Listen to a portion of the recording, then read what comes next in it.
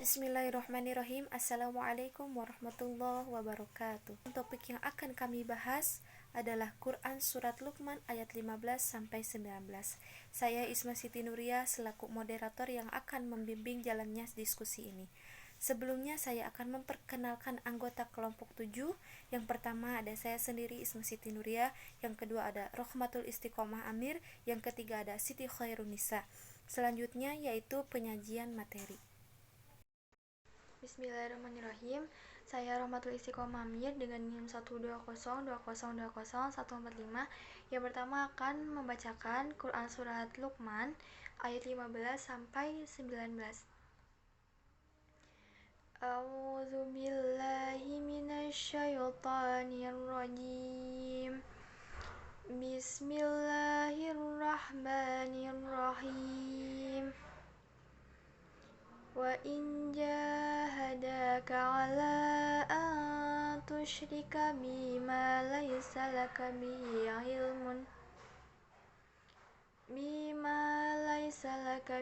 ilmun fala tuti'huma wa sahibhuma fid dunya ma'rufa wattabi' sabila man anaba ilayya thumma ilayya marji'ukum fa'unabbi'ukum bima kuntum ta'malun. Ya bunayya innaha in taku mithqala habbatin min khardalin fatakunna fi sakhratin aw fis samawati aw fil ard baballahi innallaha latifun khabir. Ya bunayya aqimis salata bil ma'rufi wanha 'anil munkari wasbir 'ala ma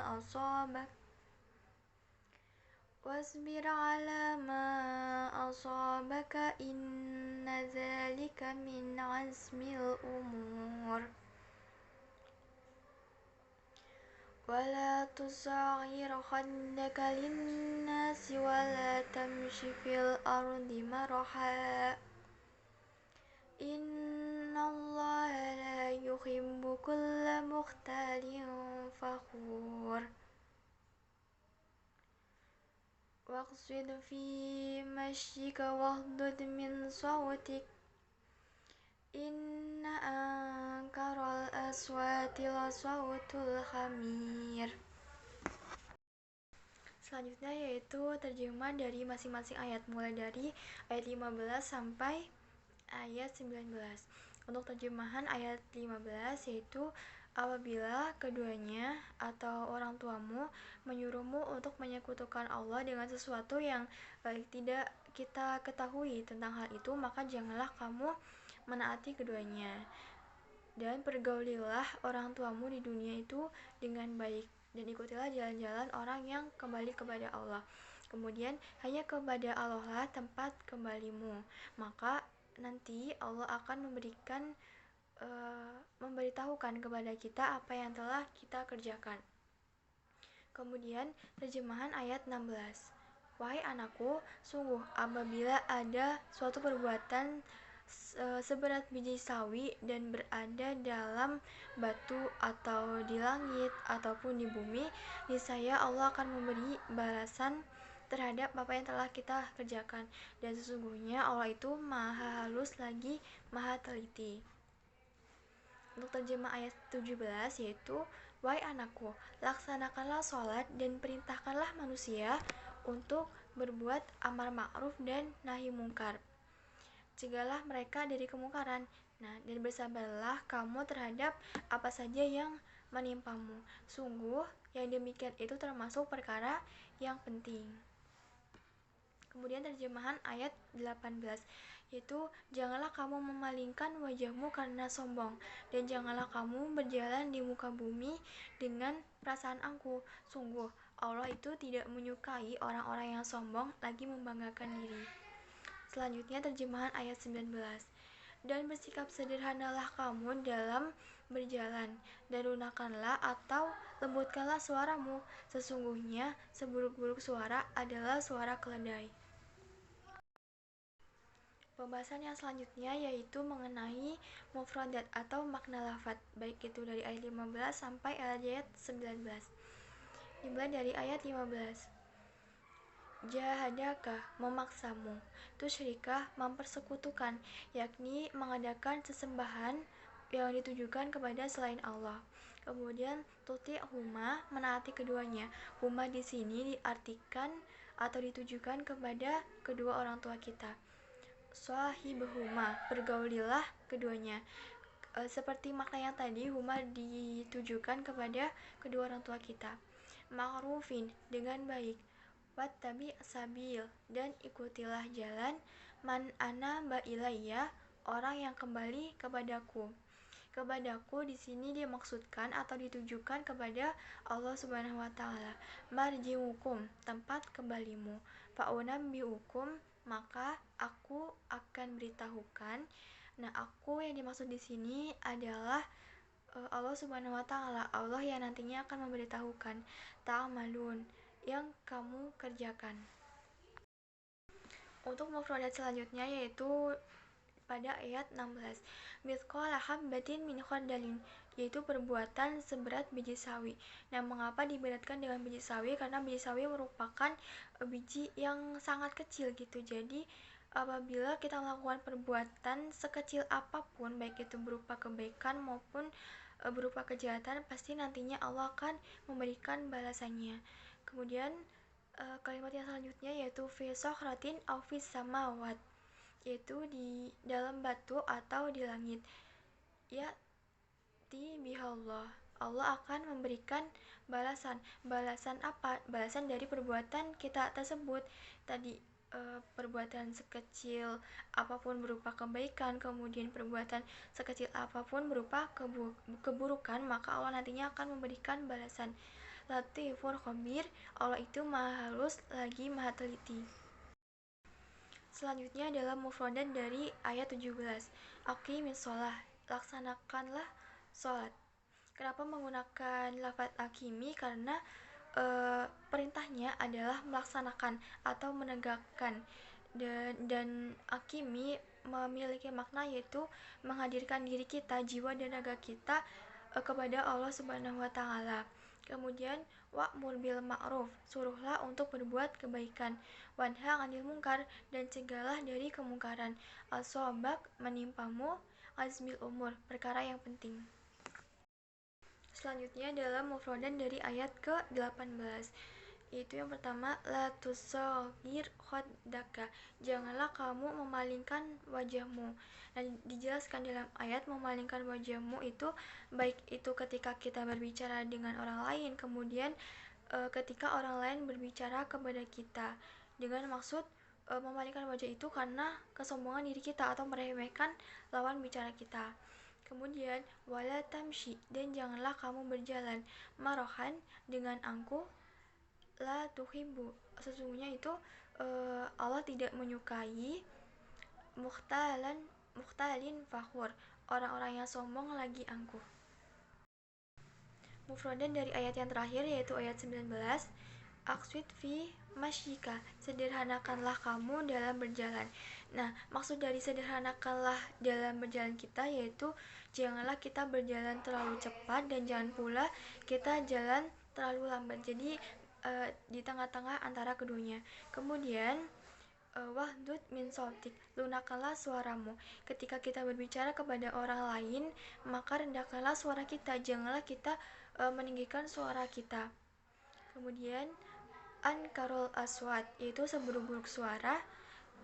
Sautul hamir, yaitu suara keledai. Kenapa suara keledai? Karena disebutkan ya bahwasanya suara keledai itu diawali dengan ringkihan-ringkihan, kemudian diakhiri dengan suara-suara yang keras, dan itu disebutkan sebagai suara yang paling buruk. Bismillahirrahmanirrahim. Assalamualaikum warahmatullahi wabarakatuh. Perkenalkan, saya Siti Khairunisa dengan NIM 12020201064. Di sini saya akan menyampaikan materi mengenai asbabun nuzul Quran Surat Luqman ayat 15-19. Nah, pada awalnya Surat Luqman ini turun berkaitan dengan orang-orang Quraisy yang menanyakan kisah Luqman Hakim kepada Rasulullah. Pada saat itu, orang-orang Quraisy meminta Rasulullah Shallallahu Alaihi Wasallam untuk menjelaskan kisah Luqman Hakim beserta anaknya. Oleh sebab itu, turunlah surat Luqman ayat 13 sampai 19 yang menceritakan kisah Luqman Hakim dan anaknya. Terima kasih. Assalamualaikum warahmatullahi wabarakatuh. Perkenalkan, nama saya Isma Siti Nuria dengan NIM 12020200074. Saya di sini akan memaparkan materi yang kedua, analisis isi kandungan. Yang pertama, isi kandungan ayat berdasarkan beberapa sumber tafsir. Yang pertama ada tafsir Jalalain. Quran Surat Luqman ayat 15. Apabila keduanya memaksa untuk mempersekutukan Allah Subhanahu wa Ta'ala dengan sesuatu yang tidak ada pengetahuanmu tentang itu, yaitu pengetahuan yang sesuai dengan kenyataannya, janganlah kamu mengikuti keduanya, dan pergaulilah keduanya di dunia dengan baik, yakni dengan berbakti kepada orang tua dan menghubungkan tali silaturahmi dengan mereka. Quran Surat Luqman ayat 16. Wahai anak-anakku, sesungguhnya perbuatan yang buruk itu meskipun sebesar biji sawi dan berada di dalam batu maupun langit dan di bumi, atau berada di tempat yang paling tersembunyi, niscaya Allah Subhanahu wa Ta'ala akan mendatangkannya. Maksudnya adalah Allah Subhanahu wa Ta'ala akan menghisab amalannya. Quran Surat Luqman ayat 17. Wahai anak-anakku, dirikanlah sholat dan suruh manusia untuk menjalankan yang baik dan mencegahlah mereka dari perbuatan munkar, serta sabarlah terhadap hal apa saja yang menimpa kamu yang disebabkan oleh amar ma'ruf nahi munkar itu. Sesungguhnya yang demikian itu hal yang telah disebutkan tadi termasuk ke dalam hal-hal yang ditekankan untuk diamalkan, mengingat hal-hal tersebut merupakan hal-hal yang wajib. Quran Surat Luqman ayat 18. Janganlah kamu memalingkan dari mereka dengan rasa sombong, dan janganlah berjalan di muka bumi dengan rasa angkuh, yaitu dengan rasa sombong. Sesungguhnya Allah Subhanahu wa Ta'ala itu tidak menyukai orang-orang yang bersikap sombong. Yang dimaksud di sini dalam berjalan lagi membanggakan diri, bersikap sombong atas manusia. Quran Surat Luqman ayat 18. Dan bersikap sederhanalah kamu dalam berjalan. Quran Surat Luqman ayat 16. Inilah nasihat-nasihat yang besar manfaatnya, dikisahkan dari yang telah diwasiatkan oleh Luqman agar manusia mencontohkan dan mengikuti jejaknya. Untuk itu Allah Subhanahu wa Ta'ala menyitir perkataan Luqman, wahai anakku, sesungguhnya apabila ada sesuatu perbuatan sebesar biji sawi, yakni sesungguhnya perbuatan dosa kecil dalam bentuk apapun itu, dimisalkan dengan sebesar biji sawi. Quran Surat Luqman ayat 17. Wahai anakku, dirikanlah sholat sesuai dengan batasannya, fardunya dan waktunya. Suruhlah manusia mengerjakan yang baik dan mencegah perbuatan munkar sesuai dengan kemampuan dan menurut kesanggupan kekuatanmu. Dan bersabarlah terhadap apa saja yang menimpamu, yakni bersabar dalam mengerjakan amar ma'ruf nahi munkar terhadap manusia, karena pasti akan memperoleh gangguan dan perlakuan yang menyakitkan dari mereka. Maka dari itulah kamu harus bersabar. Luqman menasihati anaknya untuk menjalankan perintah amar ma'ruf nahi munkar itu. Sesungguhnya yang demikian itu termasuk hal-hal yang diwajibkan. Sesungguhnya yang bersikap sabar dalam menghadapi gangguan manusia benar-benar termasuk hal yang diwajibkan oleh Allah Subhanahu wa Ta'ala. Quran Surat Luqman ayat 18. Janganlah kamu memalingkan mukamu, yaitu saat berbicara dengan orang lain dan saat mereka berbicara kepadamu. Kamu lakukan itu dengan maksud kamu menganggap mereka remeh dan bersikap sombong. Bersikap ramahlah dan cerahkanlah wajahmu dalam menghadapi mereka. Quran Surat Luqman ayat 19. Sederhanalah kamu dalam berjalan, maksudnya berjalanlah kamu dengan langkah yang biasa dan wajar. Quran Surat Luqman ayat 19. Dan janganlah berjalan di muka bumi dengan penuh kesombongan dan keangkuhan. Sesungguhnya Allah Subhanahu wa Ta'ala tidak menyukai setiap orang yang sombong juga membanggakan diri dari baik itu dalam penampilan maupun ucapannya. Berjalanlah kamu dengan rendah hati, rendahlah suaramu, dan janganlah kamu meninggikan. Sesungguhnya suara yang paling buruk ya dan paling dibenci ialah suara keledai. Yang keempat ada tafsir Al-Wajiz. Quran Surat Luqman ayat 15. Namun jika kedua orang tua berkeras mengajak anak mereka untuk menyekutukan Allah Subhanahu wa Ta'ala, tidak akan pernah ada bukti bahwa Allah Subhanahu wa Ta'ala bersekutu, maka janganlah engkau taati keduanya. Sesungguhnya perbuatan syirik adalah perbuatan yang zalim. Tidak ada tuntunan untuk menaati manusia dalam hal maksiat kepada Allah Subhanahu wa Ta'ala, namun berbuat baik dan berbakti kepada orang tua tetap menjadi kewajiban seorang anak. Ikutilah jalan orang-orang yang senantiasa berbuat kepadaku, bukan kepada selainku. Aku akan memberitahu kalian atas amalan baik dan amalan buruk yang kalian lakukan. Setiap orang akan aku beri balasan atas setiap perbuatan yang telah mereka lakukan. Yang kelima ada tafsir Kemenak. Quran Surat Luqman ayat 15. Ayat ini menerangkan bahwasannya dalam hal tertentu seorang anak dilarang menaati orang tuanya jika mereka memerintahkan untuk menyekutukan Allah Subhanahu wa Ta'ala. Quran Surat Luqman ayat 19. Dan apabila engkau melangkahkan kakimu, maka sederhanakanlah, janganlah terlalu cepat. Quran Surat Luqman ayat 15. Pada ayat ke-15 ini mengandung nilai pendidikan karakter berupa sikap menghormati. Quran Surat Luqman ayat 16. Pada ayat ke-16 mengandung nilai pendidikan karakter berupa senantiasa untuk berhati-hati untuk memperhatikan setiap amalan. Pada ayat ke-17 mengandung nilai pendidikan karakter berupa sikap sabar. Pada ayat ke-18 mengandung nilai pendidikan karakter berupa larangan untuk bersikap sombong. Quran Surat Luqman ayat 19. Dalam ayat ini mengandung nilai pendidikan karakter berupa adanya anjuran untuk selalu bersikap lemah lembut. Sekian, terima kasih. Wassalamualaikum warahmatullahi wabarakatuh. Selanjutnya yaitu munasabah ayat. Nasihat-nasihat Luqman yang tersurat dalam Al-Quran menjadi bahan pengajaran serta petunjuk bagi umat manusia sampai sekarang. Pendidikan yang pertama kali Luqman sampaikan kepada anaknya yaitu berkaitan dengan syirik. Kemudian diikuti dengan perintah untuk berbakti kepada kedua orang tua. Lalu pada ayat 15-19 itu berisikan perintah untuk berbuat kebaikan, melaksanakan amar ma'ruf nahi mungkar, serta untuk bersabar dan berakhlak mulia. Untuk yang terakhir yaitu kesimpulan. Pembahasan Quran Surat Luqman ayat 15-19 menekankan kepada pendidikan karakter. Diambil dari nasihat-nasihat Luqman kepada anaknya, yang di dalamnya terdapat beberapa nilai pendidikan yang harus diajarkan dan diterapkan meliputi perintah untuk senantiasa berbakti kepada orang tua selama bukan dalam hal kemaksiatan, kemudian perintah untuk berbuat kebaikan, melaksanakan amar ma'ruf nahi mungkar, bersabar dan berakhlak mulia. Serta dijelaskan juga dalam ayat-ayat secara rinci bagaimana cara berkomunikasi yang baik kepada orang lain, bagaimana cara berjalan dan sebagainya.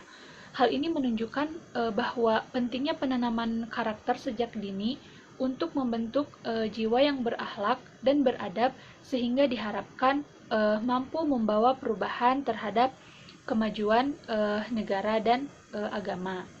Mungkin itu yang dapat saya sampaikan. Mohon maaf apabila terdapat banyak kesalahan. Terima kasih. Wassalamualaikum warahmatullahi wabarakatuh.